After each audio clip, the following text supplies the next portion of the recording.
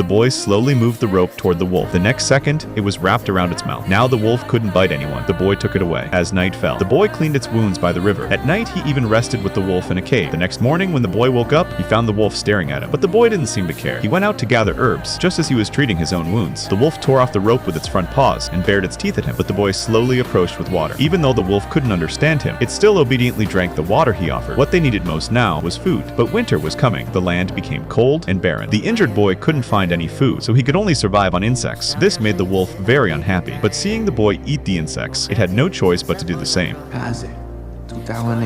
Finally, one day, the boy gathered the courage to catch a rabbit. The wolf perked up as soon as it smelled the meat. While the boy was making fire by rubbing sticks, it carefully aimed at the target, but the boy slapped it away. This made the wolf feel embarrassed. To punish it, the boy gave himself the first bite of food. The wolf could only eat when it was its turn, but seeing the wolf act submissive, the boy still tossed it some meat. That night, the boy tried to reach out and pet the wolf, but it bared its fangs again, still refusing to let the boy get close. So the boy and the wolf sat together, gazing at the sky. Suddenly, he started feeling homesick. He murmured to the wolf and began to cry. The wolf seemed tired of listening and didn't react at all. Now the boy's foot was almost healed. He was ready to start his journey home. When he said goodbye to the wolf, it bit onto his scarf. It took a lot of effort to pull it back. The boy tried to send it home, but the wolf stood still and didn't move. The boy had no choice. He could only leave alone. But after just a few steps, the wolf followed him again. Even though the boy tried to chase it away, the wolf still chose to follow him. No matter what he did, it wouldn't leave. Just then, the wolf suddenly ran ahead of the boy. The confused boy followed it and discovered several wild boars at the foot of the mountain. When the wolf charged at them, the boy nervously raised his spear, but when the boar ran toward him, the boy panicked and dodged, letting the boar escape. The wolf looked back at the boy. The boy tried to explain himself.